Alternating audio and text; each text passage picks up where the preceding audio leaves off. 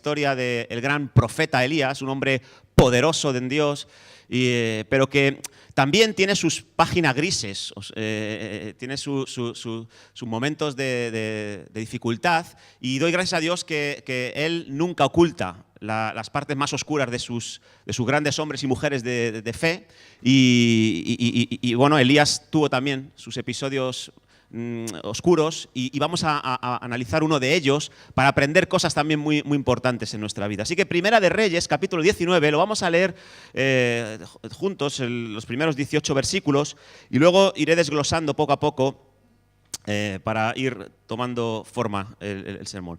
Dice así: Acab dio a Jezabel la nueva de todo lo que Elías había hecho y de cómo había matado a espada a todos los profetas. Entonces envió Jezabel a Elías un mensajero diciendo: así me hagan los dioses y aún me añadan, si mañana a estas horas yo no he puesto tu persona como la de uno de ellos. Viendo pues el peligro, se levantó y se fue para salvar su vida, y vino a Berseba, que está en Judá, y dejó allí a su criado. Y él se fue por el desierto un día de camino, y vino y se sentó debajo de un enebro, y deseando morirse dijo: basta ya, oh Jehová, quítame la vida, pues no soy yo mejor que mis padres. Y echándose debajo del enebro, se quedó dormido, y he aquí, luego un ángel le tocó y le dijo: levántate, come. Entonces él miró, y he aquí a su cabecera una torta cocida sobre las ascuas y una vasija de agua, y comió y bebió y volvió a dormirse. Y volviendo el ángel de Jehová la segunda vez, lo tocó diciendo: levántate y come, porque largo camino te resta. Se levantó pues y comió y bebió, y fortalecido con aquella comida caminó 40 días y 40 noches hasta Horeb, el monte de Dios. Y allí se metió en una cueva donde pasó la noche. Y vino a él palabra de Jehová, el cual le dijo: ¿qué haces aquí, Elías?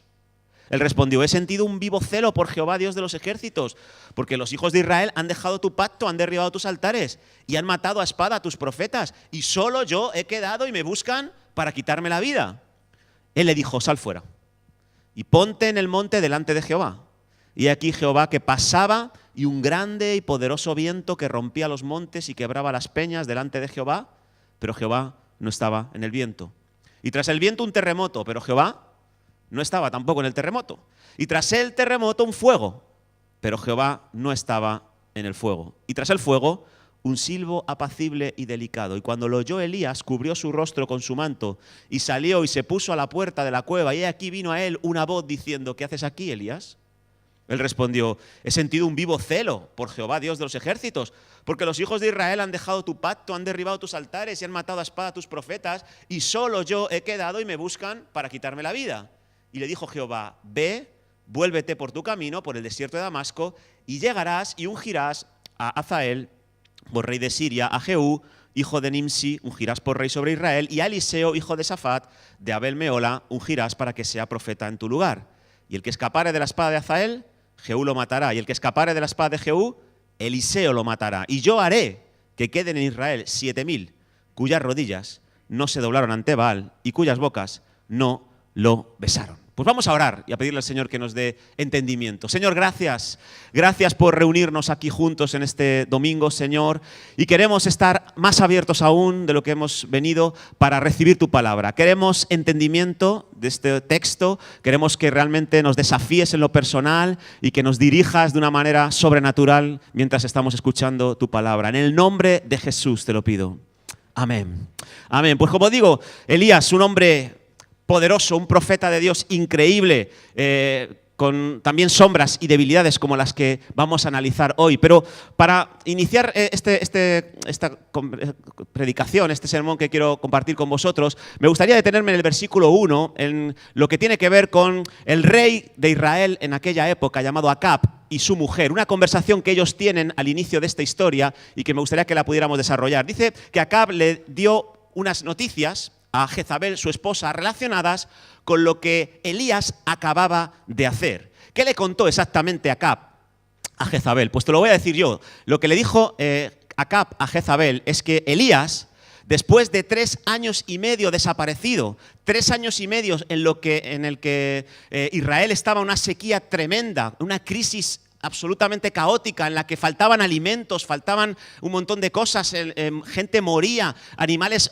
morían también de hambre y de sed. Elías se aparece, como digo, después de 3 años y medio desaparecido, ante Acab y le dice que quiere convocar una reunión muy especial en la cima de un monte, en la cima del monte Carmelo. Y allí fue Elías juntamente con 400 profetas de Baal y 450 de Asera para establecer allí una especie de ritual cúltico.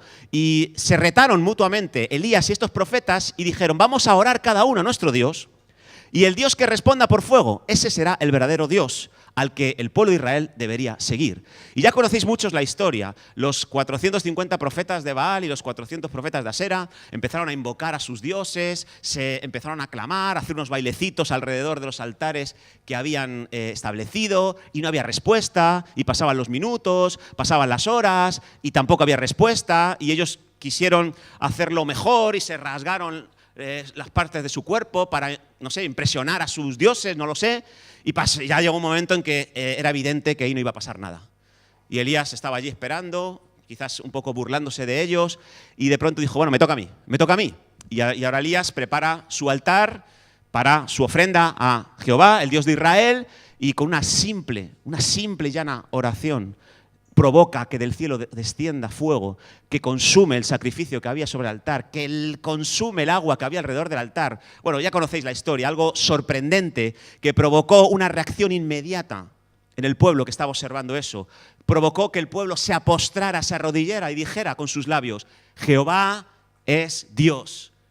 Jehová es Dios. O sea, declararon que Baal y Asera no eran absolutamente nada en comparación con este Dios, el Dios de Israel. Y después de esto, Elías salió corriendo detrás de los profetas de Baal y de los profetas de Asera, juntamente con el pueblo, y mató a espada a cada uno de estos 850 profetas.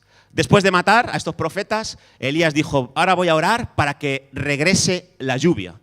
Y oró, conocéis también la historia, y de nuevo vino la lluvia al territorio de Israel y la situación empezó a cambiar. Pues probablemente estas son las noticias que Acab está contando a Jezabel, su esposa. Noticias poderosas, noticias increíbles. Ahora, ¿cómo debería responder una persona que recibe esta clase de información? ¿Cómo debería haber respondido Jezabel ante esta información que su marido le está contando? Pues yo creo que lo más lógico sería que dijera, pues estábamos equivocados, ¿eh? Hemos apostado nuestra confianza y nuestra fe a dioses vanos. Hemos invertido nuestra vida en adorar a un Dios que tiene ojos pero no ve, que tiene boca pero no habla, que tiene oídos pero no oye.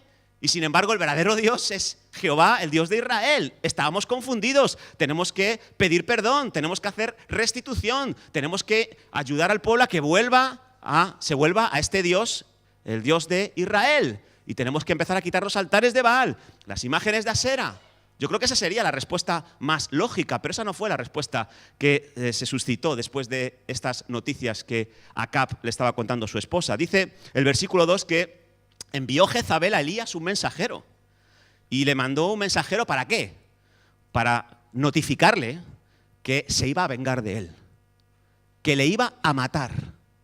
Le mandó una sentencia de muerte, bajo juramento. Así que Jezabel dijo, ¿sabes una cosa? Voy a hacer contigo exactamente lo mismo que tú hiciste con mis profetas. Esta mujer no se conmovió ante el testimonio poderoso de lo que acababa de suceder en su territorio, sino todo lo contrario. Quiso matar a Elías y dijo, que me maldigan los dioses si yo en menos de 24 horas no te he cortado la cabeza. Así que esa fue la reacción de Jezabel ante los testimonios poderosos. Ahora, ¿cuál fue la reacción de Elías ante la respuesta que tuvo Jezabel ante la amenaza de muerte? Que ya os digo, entre todos los hechos que acontecieron y que relató Acab y esta amenaza de muerte, había pasado más o menos 24 horas, no mucho más. Así que, ¿cómo respondería un hombre que acaba de orar y ha descendido fuego del cielo, que acaba de orar y ha restaurado la lluvia sobre un país? Pues dice los versículos del 3 en adelante, que viendo pues el peligro, siendo consciente de la amenaza de muerte que Jezabel le había transmitido, dice que se levantó y se fue para salvar su vida. Elías escucha que le quieren matar que le quieren hacer lo mismo que él ha hecho a los profetas de Baal y de Asera, y el miedo le empieza a dominar, le empieza a controlar y hace que ese miedo le lleve lejos del territorio de Israel. Dice que se fue a Beerseba y otra de las cosas que hizo fue dejar allí a su criado, aquel que le estaba acompañando, aquel que realmente le podía animar en un momento como ese, pues le deja en Beerseba y se va solo. Tremendo error, ¿no? Cuando tú estás en una situación de crisis, estás en una situación donde el miedo te domina, donde el miedo te controla, ¿sabes? Lo peor que puedes hacer es quedarte solo. Si estás solo, estás en mala compañía. Necesitas estar rodeado de personas que te puedan cambiar el enfoque que te está llevando a ese miedo incontrolable, a ese temor angustioso. Pues este hombre se queda solo en ese estado en el que se encontraba, pero hizo algo más. Dice que se fue por el desierto un día de camino. Y no nos dice la Biblia que se proveyera de comida o de bebida. El miedo le controló hasta tal punto que comenzó a hacer cosas irracionales con su vida. Se va caminando un día por el desierto, sin comida y sin bebida. ¿Quién haría eso en su sano juicio? Seguramente nadie. Dice que se sentó después debajo de un enebro y empieza a decir: Señor, deseo morirme. Mejor sería que me mataras. Empieza a declarar cosas que es un claro síntoma de que está en una especie de depresión. Está en un bajón anímico importante, está pidiendo la muerte. Qué curioso, 24 horas había pasado de esos acontecimientos poderosos que hemos mencionado. Pero no se queda ahí, sino que dice que Elías empieza a autocastigarse, dice: no soy yo mejor que mis padres, soy aborrecible. ¡Wow! Ahora, de pronto, está mirándose a sí mismo y se está denigrando, se está autocastigando, se está diciendo cosas de sí mismo que no son nada positivas. Pero no queda ahí la cosa, se mete en una cueva, se mete en la cueva a pasar la noche. Otra vez más, había estado viviendo ya hacía un tiempo atrás en otra cueva junto a un arroyo llamado Kerit. Y luego termina diciéndole a Dios: soy el único fiel de Israel. Soy el único fiel de Israel y estoy a punto de desaparecer, Dios mío. ¿Cómo es posible? ¿Cómo es posible que siendo yo el único fiel de Israel, ahora esté en esta situación? Entra en una situación de gran crisis. ¿Qué le sucedió a Elías para pasar de ser un profeta poderoso de Dios a ser un hombre errante y temeroso? ¿Qué fue lo que le aconteció? ¿Cuál fue el clímax, la causa de esta situación? Yo creo que en Elías se nos estaban cumpliendo las expectativas que él tenía. Yo creo que aquí lo que Elías está experimentando es el incumplimiento de sus expectativas. Yo creo que cuando él regresó después de 3 años y medio a Israel y le dijo y fue usado para que descendiera fuego del cielo, él creía que la respuesta del pueblo iba a ser más duradera, no simplemente una respuesta de labios. Él creyó que Acab, el rey, y su mujer Jezabel reaccionarían de una manera distinta, de una manera más piadosa. Y sin embargo, lo que él se había imaginado que debía suceder después de sus portentosos hechos no estaba sucediendo, sino todo lo contrario. Así que ese era un poco lo que le pasaba a Elías. Sus expectativas se habían ido al traste. Lo que él esperaba que sucediera no se estaba produciendo. Entonces Elías esperaba algo más, algo distinto. ¿Algo más y algo distinto de qué? Algo distinto de los demás. Por ejemplo, como hemos dicho, de Jezabel, también del pueblo, ¿no? Pero yo me imagino a Elías diciendo, ahí metido en la cueva, diciendo: ¿pero cómo rechazan a Dios después de lo que acaban de ver? ¿Cómo es posible? ¿Por qué no ha salido nadie del pueblo de Israel a apoyarme al enterarse de que la reina me quería matar en 24 horas? ¿Por qué no me ha apoyado nadie? Había una desilusión, un desencanto con los demás, muy importante. Algo parecido le sucedió a David. David estaba cuidando ovejas de jovencito y de pronto le llaman para ejercer de músico en el palacio del rey. Él no lo había buscado. Él entró allí y Dios dice en la Biblia que él fue un hombre prudente, un hombre que se conducía en el palacio de una manera exquisita, tocaba el arpa, se le iba el espíritu malo al rey que venía de parte de Jehová. Si el rey le mandaba ir a la batalla, él iba a la batalla. Si el rey le mandaba quedarse en casa, él se quedaba en casa. Él estuvo actuando de una manera increíble. ¿Pero qué pasó? Que de pronto, un día, se le tuerce la chiripiorca, como suele decirse, a Saúl y tira una lanza y le quiere matar a David. David se sintió súper triste, súper acongojado porque decía, vamos a ver, ¿qué he hecho yo para merecer esto? Yo esperaba algo distinto del rey. Esperaba que el rey me tratara de otra manera. Luego David se lo cuenta al hijo del rey, a Jonatán. Y Jonatán dice, ¿qué dices? ¿Cómo mi padre va a hacer eso? David, te aseguro que sí, él me quiere matar. Le he tenido que esquivar ya 2 lanzas. La tercera me da. La tercera me da. Jonatán, que no, hombre, que no, que no. Y David dijo, ¿seguro que no? Dice, yo nunca esperaría esto de mi padre. Nunca, nunca. ¿Qué va, qué va? ¿Cómo va a ser? Mira, vamos a hacer una cosa. Hoy me voy a ausentar a la hora de la comida. Si tu padre pregunta por mí y dile que yo me he ido de viaje, según la reacción que tenga vas a descubrir cuáles son los sentimientos que tiene hacia mí. Y así sucedió. Jonatán estaba comiendo y dice Saúl, ¿dónde está David? No, se ha ido a visitar a una familiar, no sé qué, ese diablillo perverso, no sé qué. Saúl cambia su comportamiento, se vuelve agresivo y Jonatán se da cuenta de que David tenía razón. Su padre quería matarle y se rompen las expectativas de Jonatán sobre su padre. No era como él pensaba que era. Y eso a veces pasa. Tenemos expectativas sobre los demás y no se cumplen esas expectativas. También Elías tenía expectativas distintas acerca de Dios. Yo me imagino a Elías en la cueva diciendo, ¿dónde está Dios ahora? Pero bueno, que llevo desde que tengo uso de razón sirviendo fielmente a Dios. Que me dijo que le dijera a Acab que iba a haber sequía por causa de su pecado. Me tuve que esconder durante 3 años y medio en una cueva y luego en casa de una mujer de Sarepta, de la aldea de Jezabel. O sea, vamos a ver, y ahora que regreso digo, bueno, por fin un poquito de calma. Hago esta aparición y ahora otra vez tengo que irme al desierto, tengo que irme a la cueva. ¿Dónde está Dios en estos momentos? No lo entiendo. Yo creo que Elías esperaba más de Dios. Esperaba que Dios obrara de otra manera con su vida. ¿Por qué no hacía descender fuego del cielo no en el sacrificio, sino sobre la casa de Acab y Jezabel? ¿Por qué no se cargaba a esta mujer insensata y malvada de una vez? ¿Por qué Acab fue uno de los reyes más duraderos en el reino de Israel con lo malo y perverso que era? No lo entendía, no lo entendía.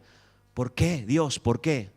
Yo me imagino también a Marta y María, cuando fueron a llamar a Jesús para que viniera a sanar a su hermano Lázaro, que estaba enfermo de muerte. ¿Os acordáis de esa historia?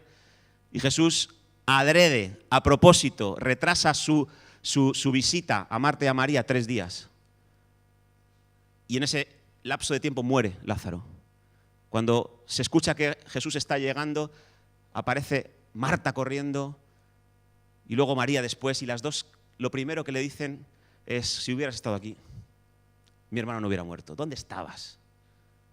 ¿Por qué te has enrollado por el camino? ¿Qué has hecho? Mira que te avisamos. ¿Qué estaba pasando en el corazón de ellas? Que sus expectativas no se habían cumplido. Ellas pensaban, le vamos a llamar, va a venir enseguida Jesús, le va a orar por mi hermano y no vamos a experimentar su muerte. Pero Jesús rompe las expectativas de estas hermanas y no se cumplen las cosas como ellas habían pensado, ¿verdad? Pues algo parecido también le sucedía a Elías. Pero Elías incluso yo creo que también estaba experimentando una desilusión, estaba experimentando un desencanto hacia sí mismo. Yo creo que él esperaba algo distinto de él y que tampoco se estaba produciendo. Yo no me imagino que Elías pensara que él podía caer en una depresión como la que cayó. Yo creo que él diría, bueno, soy un hombre de Dios, soy un profeta de Dios. Los que somos usados a veces por Dios nos damos cuenta de que muchas veces vemos a Dios obrando a través de nosotros de una manera portentosa y que nos sorprende hasta nosotros mismos. Y luego, en ese estado de plenitud espiritual, ¿no te imaginas a dónde puedes llegar a caer como hombre? A nivel anímico, por ejemplo. Yo creo que Elías nunca se imaginó que pudiera sumirse en una depresión. Yo creo que muchos cristianos nunca han pensado en la posibilidad de entrar en una depresión, por ejemplo. De entrar en una crisis de ansiedad. Y sin embargo, pues esto es algo que puede sucedernos. Y eso es algo que le sucedió a Elías. Y yo creo que él tampoco se lo esperaba. Como tampoco se esperaba a Pedro, el discípulo de Jesús, cuando le dijo Jesús, me vas a negar 3 veces antes de que el gallo cante. Y él decía, ¿quién, yo? Ni de broma, Señor. Todos estos sí. Pero yo, vamos, si es necesario voy y muero por ti. Bueno, no era necesario que murieras por él, pero a la mínima presión que experimentaste para posicionarte del lado de Jesús o no, caíste estrepitosamente 3 veces seguidas. Y cuando escucha el gallo cantar, y cuando se cruza la mirada de Pedro con la mirada de Jesús, ¡guau! Las expectativas que tenía Pedro de sí mismo no se habían cumplido. Él esperaba que iba a estar más fuerte de lo que verdaderamente estuvo. Y la realidad le puso en un lugar bastante triste. Así que Elías, yo creo que estaba experimentando esa situación en el que las expectativas que él tenía hacia los demás, hacia Dios, hacia sí mismo, no se estaban cumpliendo. Y como digo, esto también puede pasarnos a nosotros también. No sé qué expectativas tienes tú en estos momentos. No sé qué expectativas tienes tú en relación a los demás, a las personas que te rodean. Yo como pastor ya durante varios años he visto muchos jóvenes que empiezan una relación sentimental con una chica o con un chico y esta chica o este chico con el que van a comenzar la relación no son cristianos. Y van con unas expectativas increíbles a la relación. Bueno, no es cristiano, pero en cuanto nos casemos ya verás cómo se convierte y empieza a ir a la iglesia y ya verás y va a ser todo genial y vamos a tener nuestro culto ahí familiar y luego nuestros hijos van a ser ungidos y profetas y todo. Y empiezan ahí a llenarse la boca. No, yo creo mucho en el poder de la oración y ya verás tú, ella, él se van a convertir. Bueno, va a ser la bomba. ¿Entendéis, no? El chasco que se llevan la mayoría de ellos, ¿no? Cuando se casan y se dan cuenta de que en vez de acercarse más a Dios, lo que hace el otro es alejarte a ti más de Dios, ¿no? Y la expectativa se destruye, ¿no? O una relación entre dos creyentes, ¿no? Bueno, sí, tiene ahí una deficiencia importante él, sí, ella, la verdad que ahí tiene unos hábitos un poquito inquietantes, pero nada, en cuanto nos casemos todo esto se soluciona, todo esto se arregla, ¿no? Sí, no, me ha dado así un bofetón un día, pero bueno, no pasa nada, yo creo que esto cuando nos casemos ya me va a dar todos los días caricias, ¿no? Y vamos con expectativas increíbles al matrimonio, ¿verdad? No, sí, él es alcohólico, pero yo te digo que el día que se case se le va todo eso ya, se le va. Sí, él tiene una adicción al tabaco, pero nada, en casa no va a fumar. Y terminas tú fumando con él, por ejemplo. Así que hay expectativas que son bien intencionadas, que parten de un buen corazón, pero que no son realistas. Y te digo que yo como pastor trato con esto diariamente. No. Si está el Señor en medio, nunca vamos a discutir. Son expectativas que se genera uno, ¿verdad? Y realmente al final, pues cuando no se cumplen, pues entramos en esa etapa, en esa espiral negativa como la que tenía Elías. Así que es importante tener cuidado con eso. Con los hijos pasa lo mismo. Cuando tienes unos hijos, ellos van a ser abogados como yo. Van a ser abogados y, bueno, esto seguro, porque además tiene mi inteligencia, tiene todas mis capacidades, así que tú vas y de pronto el niño quiere ser artista. Y te llevas el disgusto del siglo porque tú habías puesto unas expectativas muy personales en él o en ella y él quiere tirar por otros derroteros. Y tú te sientes deprimido, te sientes que quieres morir. Dios, llévame ya, ¿no? al cielo, como Elías, ¿verdad? Porque no se cumplen las expectativas que tenías sobre tus hijos. Tú tenías unas ideas de cómo querías que ellos hicieran las cosas, con quién querías que se casaran o con quién querías o qué querías que estudiaran ellos. Y no se cumplen tus expectativas y eso trae sufrimiento, trae dolor, trae desánimo, trae enojo, trae muchas cosas que no son positivas. Igual a nivel de la iglesia, las expectativas que tenemos con los hermanos, ¿no? Si es un hermano, pues cada vez que necesite dinero se lo pido y me lo va a dar. O sea, eso es una expectativa que mucha gente tiene, ¿no? No eres cristiano. Pues si eres cristiano, dame 100 euros, que no llego a fin de mes, ¿no? No eres cristiano, pues oye, que necesito hacer esto o hacer lo otro, tienes que... Y se sienten con esa expectativa de que los hermanos están para lo que nosotros queramos siempre. O los pastores. ¿Cuántas expectativas hay sobre nosotros, los pastores, ¿no? Si eres pastor, tienes que estar siempre que te necesite, ¿no? Y tienen la expectativa de que los pastores somos esa clase de superhombres, que tenemos que estar siempre dispuestos a abandonar a nuestra familia, a nuestros hijos, por amor a cada una de las 200.000 ovejas que tenemos que pastorear, ¿no? Y que tenemos que los pastores no dormimos, que los pastores no comemos, que los pastores no cenamos, y ahí está. Esa es la expectativa que tienen muchos hermanos en la iglesia, y cuando no se cumplen, pues uno se viene abajo, se desmoraliza, se desmotiva y se pone en conflicto con los pastores, ¿no? Y esas son expectativas sobre los demás, pero también a veces tenemos expectativas poco realistas sobre Dios. Y no sé si tú conoces a personas que tienen ese tipo de expectativas hacia Dios, pero hay gente que piensa que si ayuno voy a conseguir cualquier cosa que me proponga. O sea, hay personas que dicen, oye, que no he encontrado el trabajo de mi vida y ayuné ayer, estuve ayunando ayer. Oye, que estoy ayunado por un coche nuevo y no ha llegado todavía. Oye, que yo estaba orando por un Richard Gere más actualizado, 2.0, y todavía no ha llegado. Dios, ¿qué está pasando contigo? Es que ya no me amas. Y tenemos a veces ideas, expectativas sobre lo que es el ayuno, sobre lo que es la oración, que no se ajustan a la realidad. Y claro, cuando no se cumple aquello que habíamos pensado que debía cumplirse, pues nos venimos abajo, nos desanimamos, nos desencantamos, pero a veces sucede eso. O incluso con el evangelismo, que estáis ahora vosotros en una etapa en la que vuestro lema apunta a ser más evangelizadores, ¿no? Pues es muy bueno eso y yo os animo a que pongáis toda la carne en asador en este año para ser más evangelistas, pero también hay que tener cuidado con las expectativas a la hora de evangelizar, porque a veces creemos que un determinado evento, una determinada iniciativa va a provocar un cambio en una nación, por ejemplo. Y cuando no sucede, cuando has apostado todo, cuando has derramado toda tu energía para un evento, una iniciativa concreta, y no hay los cambios que tú esperabas, te desanimas y a lo mejor te pones a pensar, pues ¿habrá perdido poder el Evangelio? ¿Será que Dios ya no tiene el mismo punch que tenía hace 2000 años? ¿Qué habrá pasado? ¿Qué habrá pasado? Ah, no, a lo mejor soy yo que estoy en pecado. A lo mejor es que yo no estoy tan ungido, ¿no? Pero a veces esas expectativas no se corresponden con la realidad, porque si no, mira, Noé, cuando estuvo predicando en su época, ¿quién le creyó a Noé? Su mujer, sus hijos y sus nueras. El resto, el evento que había preparado Noé, no lo recibieron de buena gana y murieron todos. Pero ahí estaba Noé. Su expectativa era, yo soy un pregonero de justicia y mi objetivo es predicar el Evangelio, y ya está. ¿Y el fruto? Lo dará Dios. El resultado es de Dios. Yo me tiene que pillar sembrando, me tiene que pillar regando. Pero luego el crecimiento lo dará Dios. Esa es la expectativa realista, pero a veces tenemos otro tipo de expectativas. Y también a veces tenemos expectativas sobre nosotros mismos que tampoco son realistas y que nos pueden desanimar. Hay gente que dice, oye, yo soy un tremendo predicador, y es que no me dan púlpito, es que no me dan la oportunidad de expresar la categoría de predicador que soy yo. Es que la gente de verdad es que no es ciega, y a lo mejor eres el único que piensa así.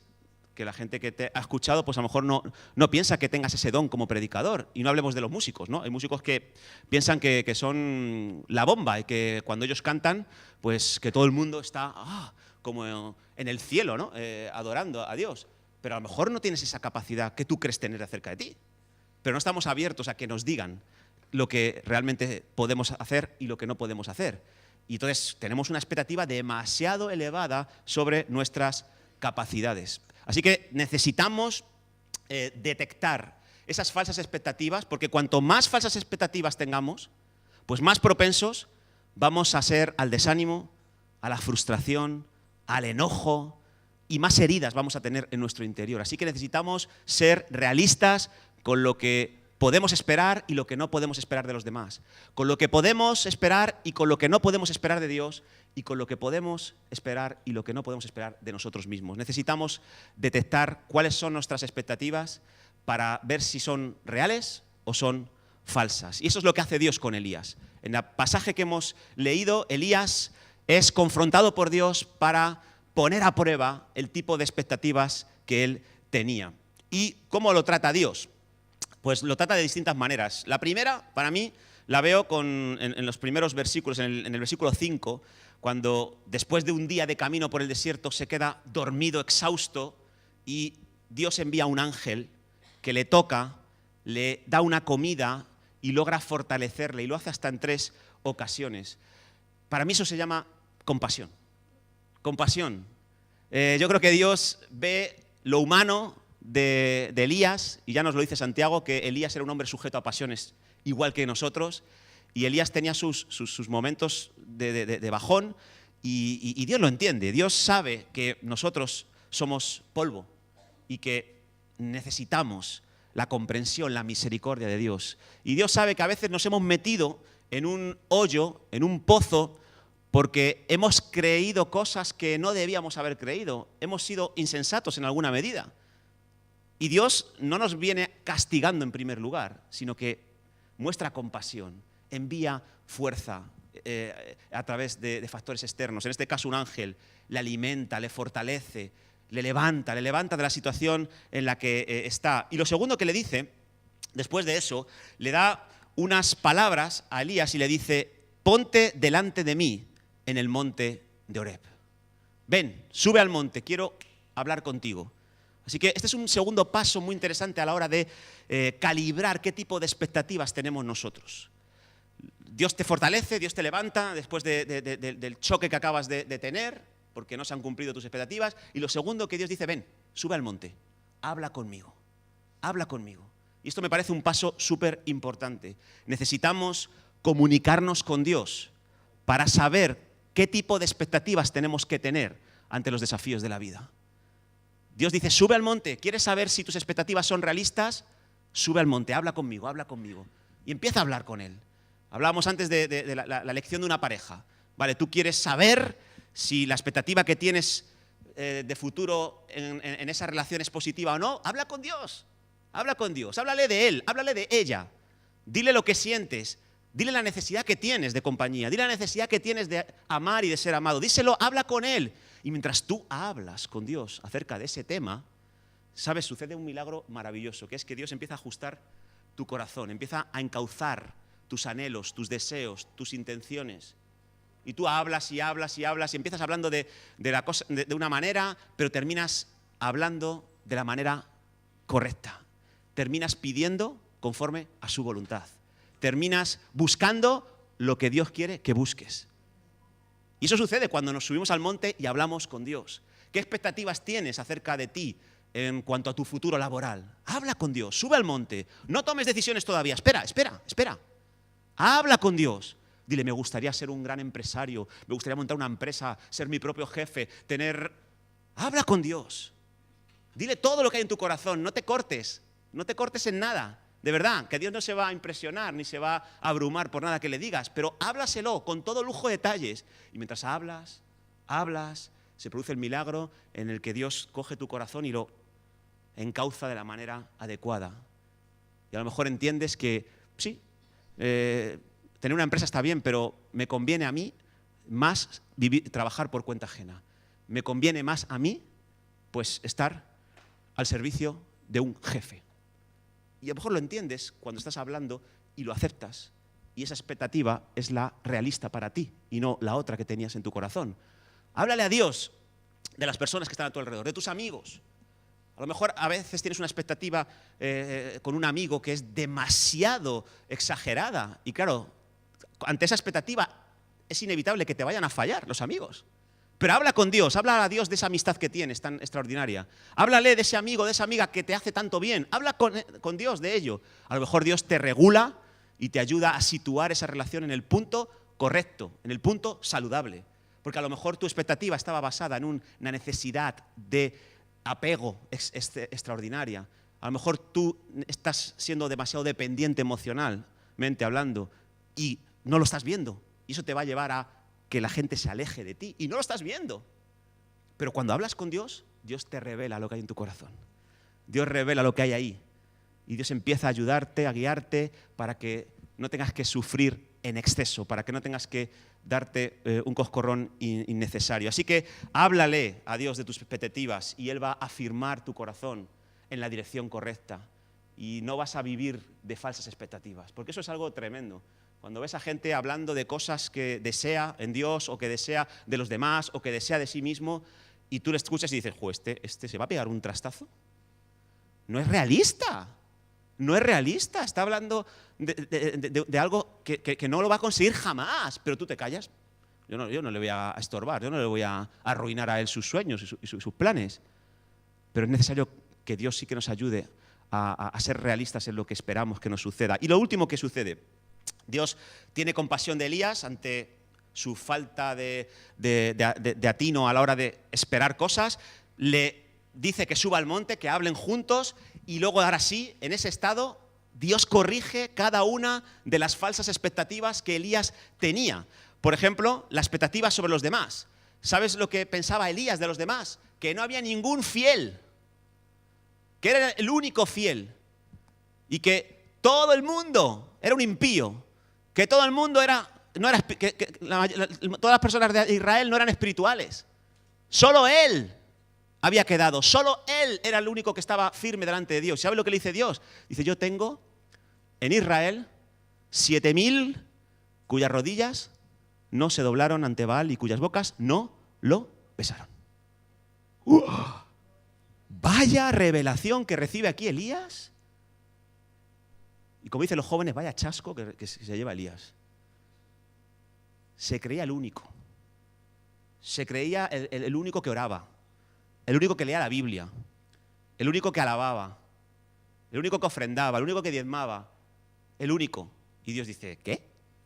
Pero Elías, que tienes ahí neblina en los ojos. Yo tengo en Israel 7.000. Aparte de ti.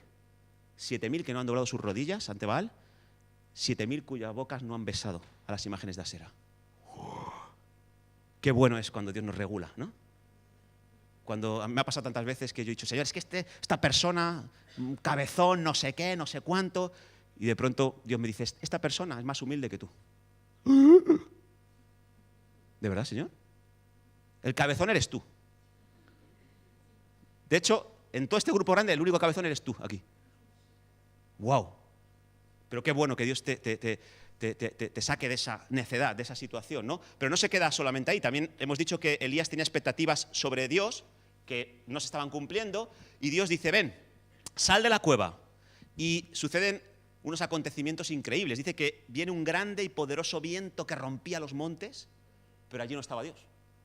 Viene un viento que provoca un terremoto y allí no estaba Dios. Y tras el terremoto viene un fuego increíble y en esta ocasión, en medio del fuego, no estaba Dios. Y tras el fuego aparece un silbo apacible y delicado. Y ahí se escucha la voz de Dios. Y ahí sí que está Dios. ¿Qué le está queriendo decir Dios a Elías en estos momentos? Yo creo que le está diciendo, yo, Elías, actúo de diferentes formas en diferentes tiempos. No me encasilles, ¿vale? Tú me has visto en el viento actuar. Tú me has visto en el terremoto. Tú me has visto en el fuego descender y hacer algo increíble, ¿eh? Pero yo no siempre voy a enviar fuego del cielo, Elías. Yo no siempre voy a enviar terremotos a la tierra. Yo no siempre voy a enviar huracanes, grandes vientos. A veces no va a suceder absolutamente nada. Va a haber un silencio de mi parte. Y eso no quiere decir que yo haya desaparecido. Yo estoy ahí. Yo estoy ahí. Ahora, no me encasilles. Porque si no, te vas a llevar grandes decepciones. No me digas a mí cómo tengo que actuar cada vez que tú quieres algo. A veces actuaré de manera poderosa, sobrenatural sobre tu vida y a veces no. A veces no. A veces voy a guardar silencio. A veces voy a dejar que sufras un poco. A veces voy a dejar que el dolor te afecte en tu vida, te transforme, te haga madurar. No me encasilles. Y esto es muy importante, hermanos, porque en ocasiones pensamos que Dios que tiene que actuar de una determinada manera para que sea una señal de que Dios está en medio nuestro. Hay etapas de gran prosperidad económica en la vida de los creyentes, pero hay etapas en las que Dios aprieta la circunstancia. Hay etapas en las que Dios visita una iglesia, un país, y desciende y se ven las manifestaciones del Espíritu, se ven un montón de historias maravillosas, pero hay etapas en las que es rutina y rutina y rutina y rutina lo que hay. Y en esa etapa está Dios también. Está Dios probando nuestros corazones para ver si somos capaces de continuar orando, continuar dándole gloria a Dios, continuar predicando el Evangelio, aunque no veamos nada especial ni sobrenatural en nuestro medio. Dios le dice a Elías, no me encasilles, no me digas a mí cómo tengo que hacer las cosas. No siempre va a haber fuego para ti, Elías. A veces va a haber silencio. A veces te toca ir a la cueva de nuevo. No me encasilles. Y lo último que le dice Dios a Elías es corregir la expectativa que tenía sobre sí mismo. Elías dice, no soy mejor que mis padres, soy insignificante, me quiero morir, ¿qué hago aquí? Soy un desastre. Y le dice hasta en 2 ocasiones Dios a Elías, ¿qué haces aquí, Elías? ¿Qué haces aquí? No estás donde deberías estar, Elías. Ve, vuélvete por tu camino, vuelve a tus labores, porque tú, Elías, eres un profeta de Dios. Para eso estás aquí, no para esconderte, no para lamentarte. Así que vuelve por tu camino y vas a ungir como profeta a el rey, el próximo rey de Siria, al próximo rey de Israel y, por cierto, a tu sucesor, al próximo profeta de Israel, a Eliseo. ¿Qué haces aquí, Elías? No estás siendo realista con lo que eres. Tú eres un profeta de Dios y los profetas ungen reyes, ungen profetas. Vuelve por tu camino y de pronto, wow, vuelve en sí Elías y se da cuenta de que no estaba contemplando aquello que era en realidad. Así que Elías se siente como poca cosa, como un ser insignificante y Dios le dice, tú no eres poca cosa, Elías. Tú eres un profeta mío. Tú eres mi profeta. Así que ten la expectativa adecuada acerca de ti. No eres cualquier cosa. Eres mi profeta. Así que, hermanos, esto a mí me enseña, ¿no? Como decía al principio, lo importante que es esperar cosas realistas de Dios, de los demás y de mí mismo. Lo importante que es tener verdaderas expectativas y no falsas expectativas, porque nos pueden sumir en una crisis como la de Elías. Cuando las cosas se ponen mal en nuestra vida, las falsas expectativas van a aparecer en nuestra vida. Falsas expectativas sobre los demás, sobre Dios, sobre nosotros mismos. Y cuanto más falsas expectativas tengamos en nuestro interior, pues más desánimo, más frustración, más heridas, más dolor puede acompañarnos en nuestro caminar. Ahora, necesitamos ajustar las expectativas. Necesitamos dejar que Dios ajuste nuestras expectativas, como hizo con Elías. Necesitamos ponernos delante de Él, hablar con Él, hablarle de nuestras expectativas y dejarle que Él trate con ellas, que nos revele qué debemos esperar y qué no debemos esperar. Me encanta el Salmo 39, versículo 7, dice David, y ahora, Señor, ¿qué esperaré? Mi esperanza está en ti. Y esa podría ser una oración increíble para comenzar este año. ¿Qué esperaré, Señor? ¿Qué he de esperar para mi vida? No esperes lo que otros quieren que esperes. No tengas tus propias expectativas acerca de ti.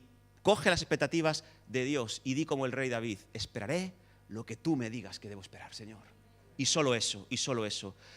Así que, ¿por qué no tenemos esta actitud de cara a esta nueva temporada, a este nuevo año de 2019? Eliminar las falsas expectativas y apuntar a las expectativas que Dios tiene para nosotros.